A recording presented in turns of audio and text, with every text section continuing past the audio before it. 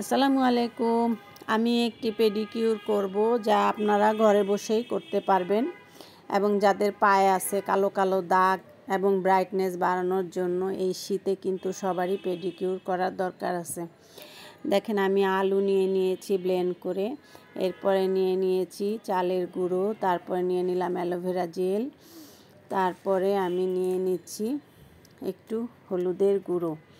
এরপরে আমি কিন্তু পানি গরম দিচ্ছি, পানি গরম করে নিয়ে এর মধ্যে 1 চামচ লবণ দিয়ে দিলাম। যাদের পায়ে খুব ব্যথা তাদের কিন্তু এই লবণটা খুব উপকার। এরপরে আছে শ্যাম্পুটা দিলে পায়ের যত ময়লা এগুলো সব কিন্তু ক্লিন হবে। দেখেন এই যে আমি এখন ব্রাশ দিয়ে সুন্দর করে ঘষে সব জায়গায় ঘষে সুন্দর ক্লিন করে নিচ্ছি।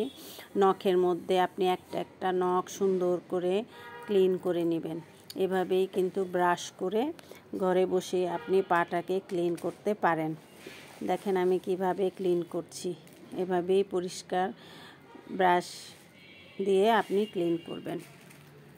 ক্লিন করার পরে দেখেন আমি অ্যালোভেরা নিয়েছি, অ্যালোভেরার সাথে আমি নিব কিন্তু চিনি, 1 চামচ চিনি অ্যাড করে নিয়েছি। এটা দিয়েও আপনি সুন্দর করে এই যে মিক্সড করবেন। মিক্সড করে এটা দিয়ে আপনি পাটাকে সুন্দর করে ম্যাসেজ করবেন প্রতিটি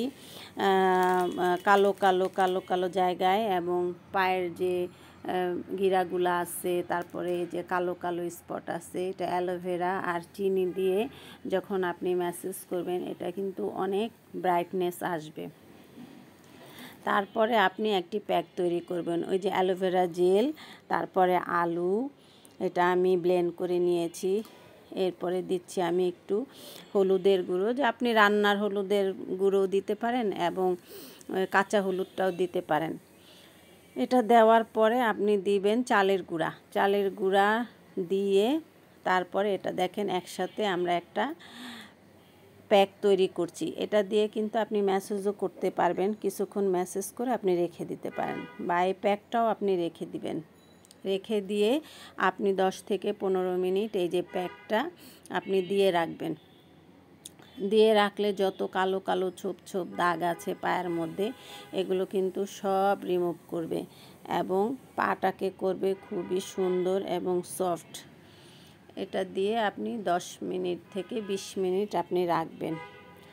রাখার পরে তারপরে আপনি দেখবেন এর রেজাল্ট কি আসে। হয়ে গেল, এখন আমি একটু নেল পলিশ দিয়ে দিলাম। দেখেন আমার ফাইনাল রেজাল্ট।